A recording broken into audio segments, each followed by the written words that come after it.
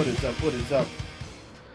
This is your boy Alert Wolf, going to bring you another review, and this time I'm doing it on Majestic Prince episode 8, and this one is called The Battle of Cerberus.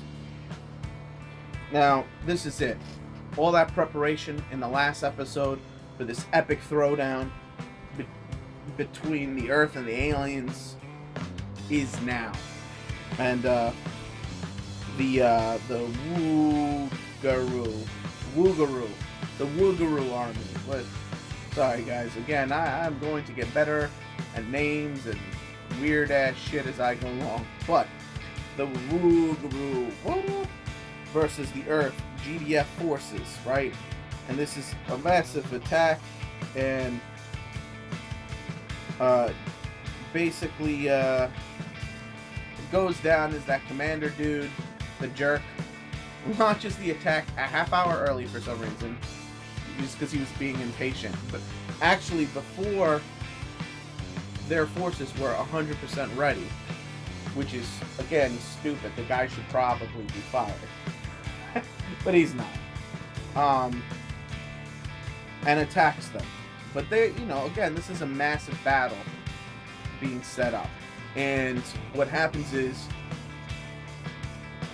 it doesn't really do anything. The attack doesn't do anything. The enemy troops attack, and they're led by all the different dudes we've seen in the council meeting, the previous episode. Not to mention, they're all color coordinated, and they're all pretty badass, actually. And immediately when the counterattack happens, we start losing, basically. And he orders the reserves in. First team in is the Doberman team, and they start whomping on some ass. But they still encounter these ships with the magnetic shields that block things. And next up is of course our team, Team 5, the Team Rabbit, excuse me, and they go out and split up to best cover, because this is a huge fleet, to best cover the fleet as they go. Almost immediately, once Red 5, Giart, I am not, or Giart, I am not good at names, but whatever. The main dude, the hero, when he comes out, basically, the ace of the enemy troops comes out,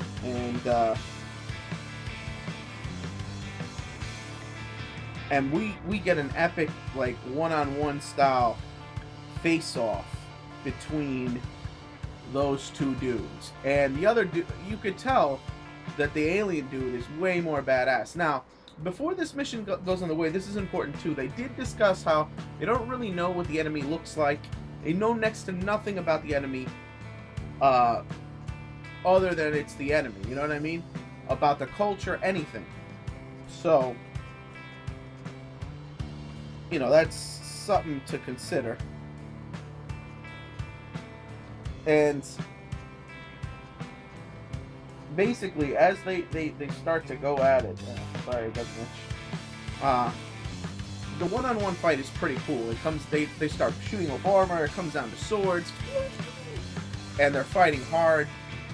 He puts the blue Gundam, basically in charge. The Blue Ranger there becomes in charge, and he starts he starts coordinating and using strategies, because he's a pretty good strategist.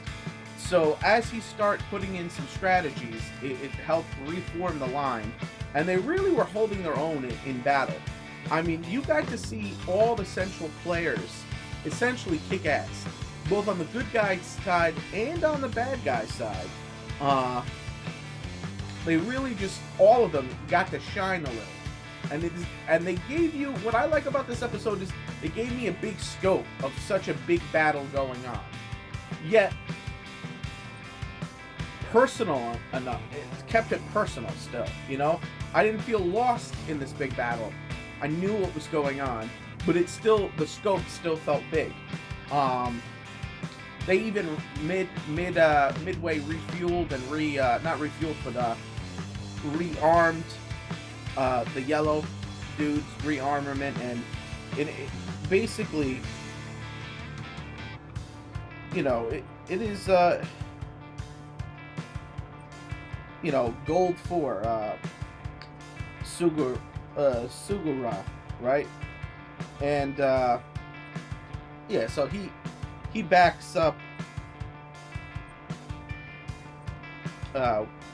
Blue 1, and they go at it, all while Red is occupied fighting the main dude, and it is pretty intense.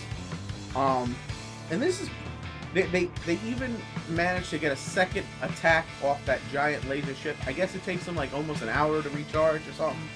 And then they fire again, and they think they got him, and they didn't. It didn't really do anything. And they were waiting for the ship to fire when the King's forces, the guy in charge in the red, he comes from above them and swoops down on them and destroys the gunner ship, the laser ship, the cannon ship. And even though the other teams moved to intercept, and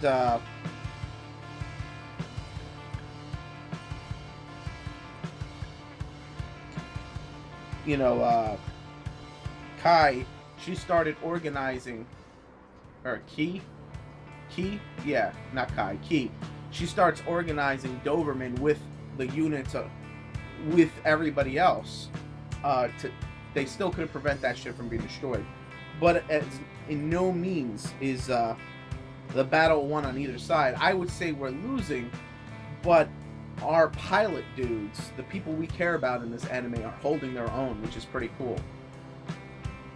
Then we get to the epic climax of this episode, which is basically Red 5 goes down. He loses because his sword breaks mid-battle, and they were able to get a slash off, which goes into the cockpit.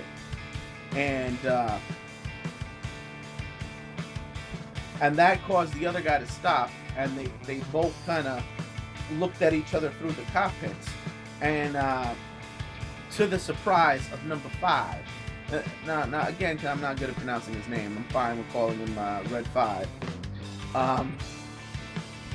he looked human, and actually they got a good look at each other, and he's like, alright man, I'll hunt you later, boy, I'll see you later, we fight again, bye, you know, and he just leaves. He's like, I'll see you when you fix your machine. We done broke it. So he doesn't finish him off, and he leaves. And because I think he thinks the kid's gonna get stronger, and you know, he wants to take him down. You know, he wants more fights with him. He's intrigued by the battle. Sorry about that.